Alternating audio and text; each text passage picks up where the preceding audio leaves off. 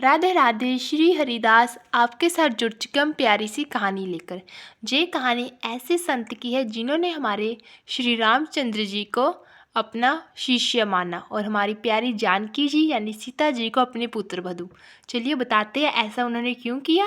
पहले आपको ये कहानी के बारे में पूरा जानना है तो आपको ये कहानी अंत तक सुननी होगी।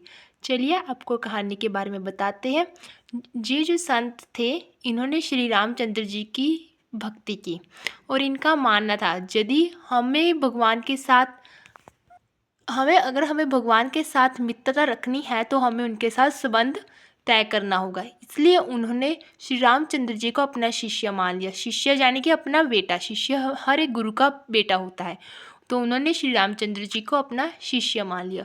और जो हमारी सीता जी वो उनकी पुत्र वधू लगी। उनका एक नियम था, वो रोज़ मंदिर जाते थे और अपने गले में पहनी हुई माला श्री रामचंद्र जी को पहनाते थे। इसी तरह वो अपना जीवन को बिताते थे। एक दिन जब वो मंदिर गए तो तभी लोगों को उनकी जो ये काम था उन्हें अच्छा नहीं लगता था कि हर रोज़ वो श्री रामचंद्र जी को अपनी पहनी हुई माला पहनाते हैं।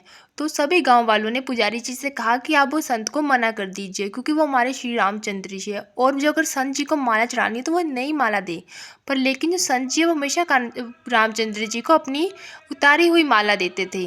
वो श्री रामचंद्र जी को आशीर्वाद देते थे क्योंकि वो उन्हें अपना शिष्य मानते थे, जबकि हमें रामचंद्र जी से आशीर्वाद लेना चाहिए। ये बात लोगों को अच्छी नहीं लग रही थी। तो जब वो संत जी आए तो लोग और पुजारी जी ने कहा कि अगर आपको माला देनी है तो आप रामचंद्र जी को नई माला दीजिए, ये अपनी पहनी हुई माला मत दीजिए। जो संत जी थे उन्होंने बात माननी पड़ी क्योंकि उन्हें रामचंद्र जी के दर्शन करने थे। और उन्होंने अपना समय ना गवाते हुए वो नई बाजार से श्री रामचंद्र जी के लिए नई माला खरीदने चले गए। और जब वो माला लेकर आए तो उन्होंने वो अपने उदास मन से वो माला पुजारी जी को दी। कहा ये लीजिए, पहना दीजिए माला। जब पुजारी जी वो माला पहनाने लगे वो माला टूट गई। फिर पुजारी जी ने वो माला को जोड़ा, फिर से टूट गई।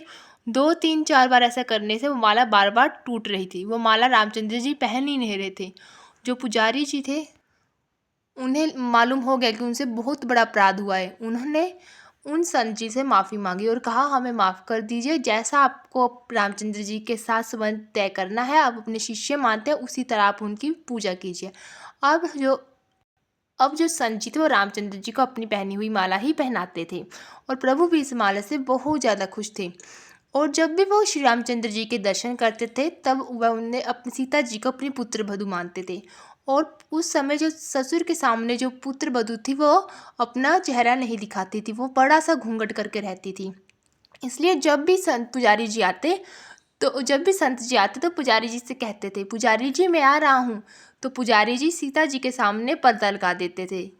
इसी तरह जो नियम चलता रहा। एक दिन जब संत जी आए तब पुजारी जी को उन्होंने आवाज़ लगाई पुजारी जी मैं आ गया। पुजारी जी को उनकी बात सुनाई नहीं दी और जो संत जी थे वो आ गए। तब देखा वहाँ पर पर्दा लगा हुआ था। उन्होंने रामचंद्र जी के दर्शन किए और वहाँ से चले गए। तो पुजारी जी ने कहा आपने सीता जी का चेहरा देख लिया? उन्होंने कहा सीता जी का चेहरा नहीं, मेरे पुत्र वधू ने तो घूंघट रखा था ना, आपने घूंघट उड़ाया था, उन्हें पर्दा लगाया हुआ था। तो पुजारी जी ने कहा नहीं, मैं आज पर्दा लगाना भूल गया क्योंकि आपने मुझे आवाज़ नहीं लगाई। उन्होंने कहा नहीं, मैंने आपको आवाज़ लगाई। तब उन्हें पता लगा जो सीता जी थे उन्होंने खुद स्वयं अपने अपने आगे पर्दा कर लिया था। इस तरह जो सीता जी थी उन्होंने भी उन्हें पुत्र वधू के रूप में ही दर्शन दिए। अगर हम भी अपने प्रभु को किसी भी रूप में पूजे तो हमें भी प्रभु उसी रूप में दर्शन देते हैं।